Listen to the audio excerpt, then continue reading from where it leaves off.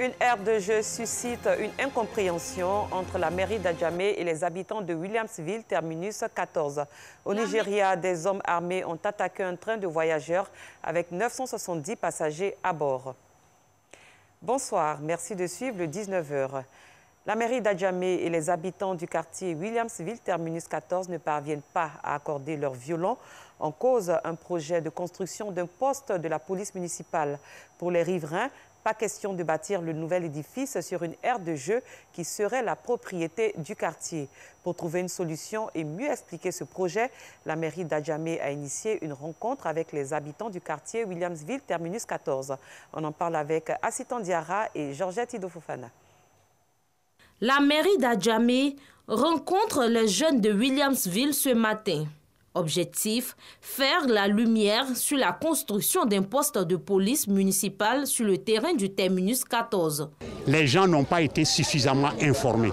Et quand il y a un déficit de communication, quand il y a un déficit d'information, c'est tout à fait normal que les enfants réagissent. Je serai habitant de Williamsville, je serai parent d'élèves.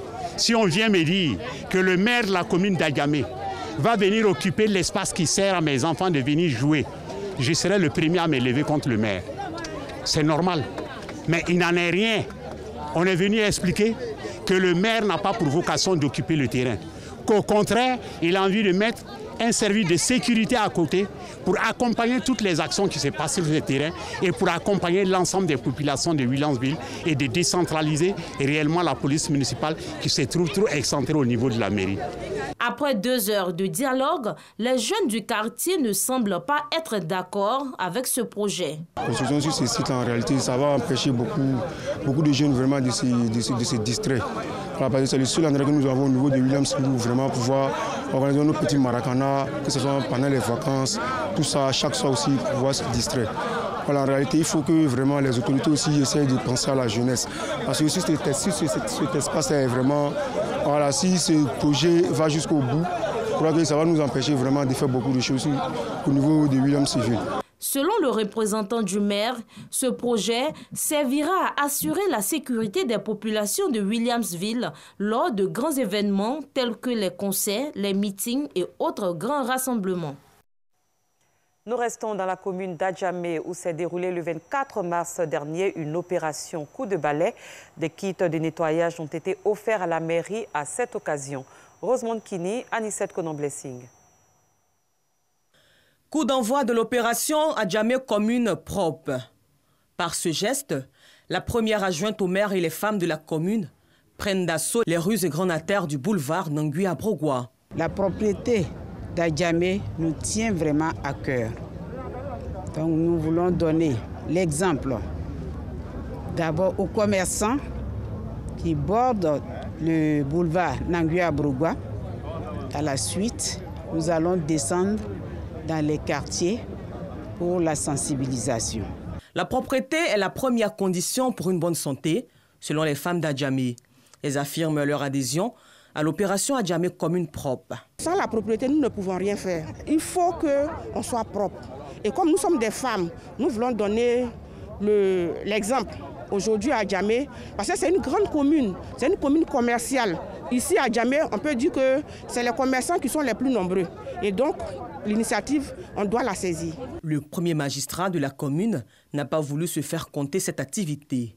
C'est une action salutaire pour la commune d'Adjamé qui reçoit 3 millions de personnes tous les jours. Et ces braves dames ont décidé de donner le ton en sensibilisant tous les commerçants qui sont installés dans notre commune pour que chacun puisse balayer devant chez lui.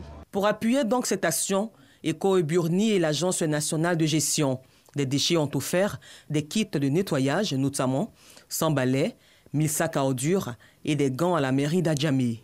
L'ANAGED, à travers ce don, a décidé d'appuyer cette activité. Pour nous, il est important que les populations puissent s'approprier la propreté et la salubrité. Cette opération coup de balai initiée par la mairie d'Adjamé s'inscrit dans le cadre de la Journée internationale des droits des femmes. L'association des femmes vaillantes du Sud Comoé célèbre également leurs droits. C'était dans le cadre de la Journée internationale des droits des femmes célébrée le 8 mars dernier. Alassane Parguin-Drabo. La célébration de la Journée internationale des droits de la femme à Maféré s'est tenue autour de la sensibilisation à l'entrepreneuriat féminin. Pour l'occasion, l'Association des femmes vaillantes du Sud Comoé, section Maféré, a formulé le vœu de se constituer en groupement coopératif. J'aimerais inviter ces sœurs à venir me voir, ensemble mettre les idées et trouver la bonne formule pour pouvoir mettre en avant notre association. Être seul, tu ne pourras pas avancer. Une fois unis, vous êtes forte et vous allez de l'avant. Défilé des femmes issues de toutes les couches sociales, un théâtre déplorant la cherté de la vie, ainsi que des communications sur l'entrepreneuriat féminin, sont les moments clés de cette cérémonie. Un moment salué par le parrain Iancier, député-maire d'Adiaké. Ici à Maféré, nos femmes ont créé les conditions pour qu'on puisse les aider. Effectivement, chaque femme dans son coin, ce n'est pas facilement accessible. Mais une fois qu'elles sont organisées en association, disséminées dans les villages, dans les quartiers, pour les aider, c'est plus facile. Et je voudrais les féliciter. Et je sais aussi que autonomiser la femme, c'est vraiment donner de la joie à la famille. C'est clair que quand les femmes s'en sortent, ça se ressent dans la famille, dans l'éducation des enfants, dans même le repas quotidien, dans l'épanouissement de la famille. Donc tant qu'il s'agira de ces choses-là, en groupement, en union, elles pourront compter sur le député-maire d'Adiaké que je suis, le cadre du Sud Comoé que je suis. La présidente des femmes vaillantes veut compter sur l'accompagnement des autorités locales pour sortir définitivement les femmes de Maféré de la misère. La 4e étape de Fréquence 2 dans mon école a eu lieu le 22 mars 2022 au lycée classique. Cette initiative de Radio Fréquence 2 vise à sensibiliser les élèves et à valoriser la scolarité en prônant l'excellence, donner de l'espoir aux jeunes et amener les élèves à aimer le travail par le divertissement sain et instructif. Nous y reviendrons. L'épilepsie, maladie mentale caractérisée par des crises avec ou sans convulsion, est présente dans la région de Béké avec environ 335 cas pour le seul département de Botro. Elle causerait même des abandons scolaires. Pour le maintien des apprenants à l'école, l'ONG Médecins sans frontières sensibilise les acteurs de l'éducation aux dangers liés à cette pathologie. Léon Brou. Sur 700 malades mentaux pris en charge par Médecins sans frontières dans le Béké, 335 proviennent du seul département de Botro. Ici, 3 cas de ces malades sont épileptiques et parmi eux, 148 ont un âge scolaire, cas compris entre 5 et 24 ans. L'épilepsie, donc une cause d'abandon scolaire. On a souvent vu certains enfants qui ont eu à abandonner l'école à cause de cette maladie parce qu'ils sont stigmatisés, parce que les enseignants disent que la maladie est contagieuse. Dès que l'enfant pique la crise au village, c'est fini, il ne vient plus à l'école. Comment réduire, voire arriver à 0 abandon scolaire pour cause d'épilepsie? Voilà qui met les enseignants et autres acteurs de l'école à Botro face au médecin-chef de l'hôpital psychiatrique de Boaké. Le spécialiste des maladies mentales rassure, l'épilepsie ne doit entraver le cursus scolaire, la maladie n'étant pas contagieuse. Il déconseille cependant toute action ou réaction visant à empêcher ou arrêter la crise d'épilepsie. L'enseignant ne peut pas arrêter les crises.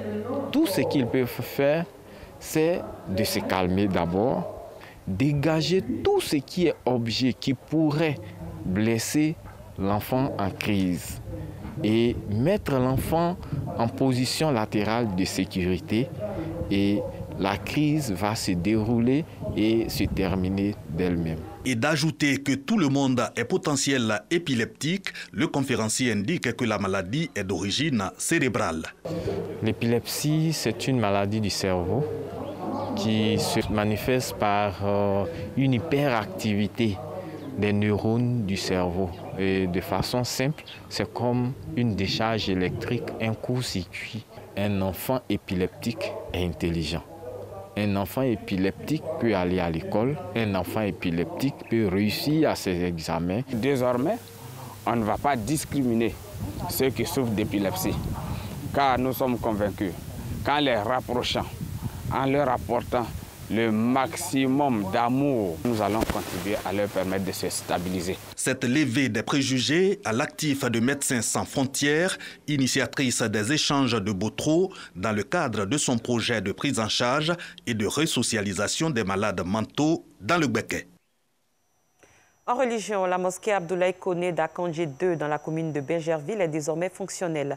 Elle a été inaugurée récemment en présence du ministre Fidel Sarasoro, représentant le président de la République. Ce dernier a invité la communauté musulmane à la cohésion. Joël Gossi. C'est un jour mémorable pour la communauté musulmane d'Akandjé 2 de Bingerville. Les fidèles de cette communauté ont effectué nombreux déplacements pour assister à la cérémonie d'inauguration de la grande mosquée El Hadj Abdoulaye Koné, mais aussi à l'intronisation de son imam principal. La nouvelle mosquée de Bingerville, une œuvre de toute une vie, plus de 9 ans depuis la pose de la première pierre en 2013. Quand c'est le village de vie, je constate que vraiment Dieu m'a particulièrement aimé. Je le dis très franchement, de mon enfance à maintenant. J'ai donc décidé de lui dire merci. Cette cérémonie d'inauguration a bénéficié du soutien de nombreuses personnalités et de l'ensemble de la communauté musulmane de Bingerville.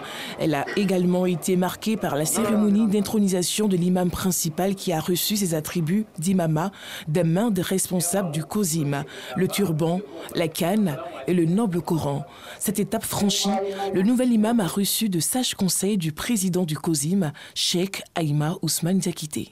Imam Konaté Lamine, nous t'exhortons à t'acquitter de tes nobles missions dans la crainte d'Allah, l'omniscient, l'omnipotent. Les autorités présentes ont tenu à remercier Dieu le Tout-Puissant pour la réalisation de cet édifice religieux avant de traduire leur gratitude aux donateurs. Cette mosquée ne m'étonne pas. Le ministre Abdoulaye Koné, c'est lui qui nous guide dans la politique. Ceux qui vont venir prier, on leur a demandé ici de prier pour la paix en Côte d'Ivoire. Notre souhait, c'est que tous les musulmans s'impliquent à la pratique de la religion et que tous les musulmans prient pour que la paix et la stabilité et la cohésion puissent être encore notre source d'inspiration, parce que c'est ce qui prône le président de la République, Alassane Ouattara. Le ministre Fidel Sarasoro, directeur du cabinet, représentant le président de la République, Alassane Ouattara, par de la cérémonie, a, au nom du chef de l'État, exhorté l'ensemble de la communauté musulmane à multiplier prières et adorations pour une Côte d'Ivoire unie et plus harmonieuse. Chers frères, chères sœurs, la mosquée est un lieu de socialisation au sein de la communauté. C'est le cadre qui nous permet de nous retrouver 5 fois par jour. Au-delà de ses fonctions classiques, il est important de noter que la mosquée participe au vivre ensemble des communautés. Bâtie sur une superficie de 630 mètres carrés, la mosquée El Hadj Abdoulaye Koné d'Akandjé 2 de Bingerville comprend une salle de prière avec une capacité d'accueil de 400 places pour les hommes, une mezzanine de 250 places pour les femmes, un logement pour l'imam principal, 5 minarets, une salle multimédia pour l'initiative aux nouvelles technologies de l'information et de la communication et une école coranique de 2 salles de classe. À l'étranger, au Nigeria, il était environ 21h heure locale quand des hommes armés ont attaqué un train de voyageurs avec 970 passagers à bord. Les assaillants ont utilisé des explosifs sur les rails avant d'ouvrir le feu. Des militaires ont été rapidement envoyés sur place et ont pu repousser l'attaque. Les autorités locales affirment que cette attaque a fait des blessés et des morts sans en préciser le nombre. Samedi déjà, des hommes lourdement armés ont mené une attaque contre l'aéroport de Kaduna. Un garde a été tué, le trafic aérien interrompu momentanément. Cette fois aussi, les bandits ont été repoussés par l'armée. Fin de cette édition. Merci de l'avoir suivi. Très bonne soirée. Je vous retrouve demain.